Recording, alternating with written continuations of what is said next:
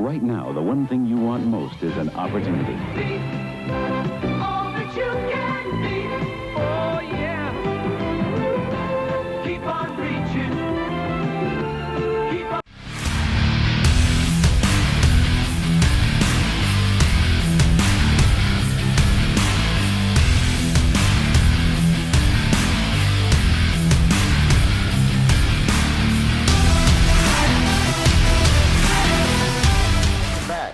I'm here with you again for some words of advice. Some of you may be joining the service soon. Maybe you have a kid in your family, niece, nephew, daughter, son who's joining the service, and you want to give them some words of advice.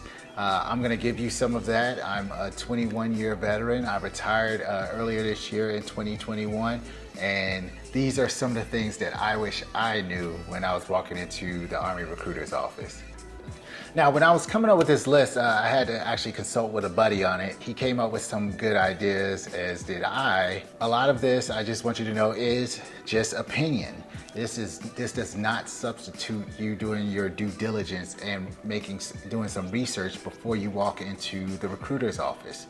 So you are the person that's gonna have to live with the consequences of your decisions and action.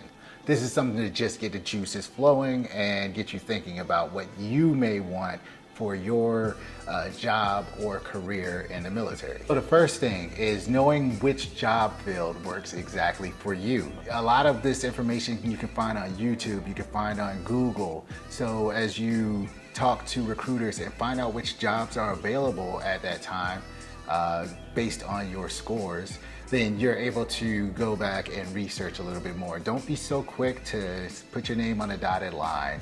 A lot of those jobs stay consistent over a long period of time. Sometimes there are some jobs that are more in demand than others, and you know, you're pretty much gonna have to hop on it pretty quickly.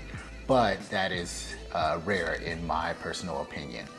Now, there's jobs out there that involve that you're out in the field more, that you're more familiar with weapons, or that you gotta work in a hospital setting, or that you're working in an office doing administrative work.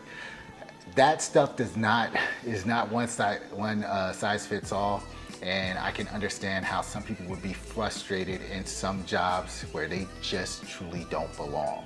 The next thing, which jobs in the military have the highest promotion rates? Infantry or other jobs that require field work. Those will generally allow you to move up very quickly through the ranks. Now, you're joining the military, giving several years of your life to the service of your country.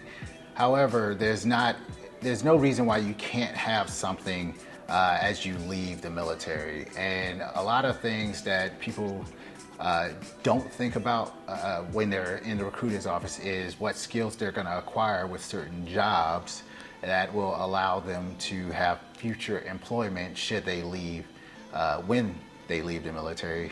Just think about it. You want to leave with some kind of solid skill. If you're a plumber, or maybe you're an electrician or something like that, those are skills that translate over into the civilian world, and they're in demand. And you can make a nice living once you leave the military with a job like that. Now, I'm not saying to do either of those jobs, or that if you become an infantryman, you can't pick up a skill that translates to the civilian world. Next thing, which skills are valued while you're in the military? These can be pretty simple when you first come into the military, but they can get a bit more complicated because as you move up through the ranks, you're expected to manage more and more people. When you first come in, a lot of your responsibility is, hey, keep your room clean, make sure you stay fit, don't cause any trouble by doing anything stupid like driving under the influence or missing formations, things like that. So it's pretty simple, in my opinion, when you're starting out. What the difficulty comes with is when you're expected to be responsible for the actions of others. And you need to be prepared for that reality. As you continue to mature and go up in your military career, there's more responsibilities that are going to be put upon you. That's one thing across the board that's never going to change for the military. The next thing I'm going to talk about is additional skills. There's so many out there, it's ridiculous. Some of them can mean more adventure. They could put more money in your pocket. Maybe there's something you're actually interested in. Just to name a few that you could get in your initial contract: airborne. I believe you might be able to get air assault. I know at least if you're going to the 101st Airborne Division, it's pretty easy to get an air assault slot, if I remember correctly. And you can get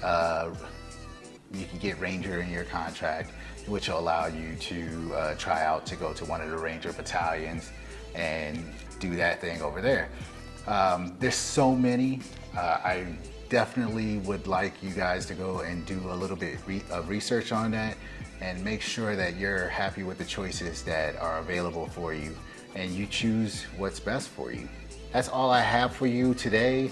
If you have some more insight, if maybe you were a service member as well, go ahead and add it in the comments. There's plenty of information that needs to go around. I want people to be educated before they walk in and make a pretty big life-changing decision as far as joining the service. But hey, I salute you in your decision if that's the way that you want to go. I definitely don't believe it's the end-all be-all. It is just a way, and I think it's a good way. I think that more people should consider military service, and definitely understand that it's not for everyone. But thank you very much for stopping by and watching. Make sure you subscribe on your way out, and I'll see you guys next time. Peace.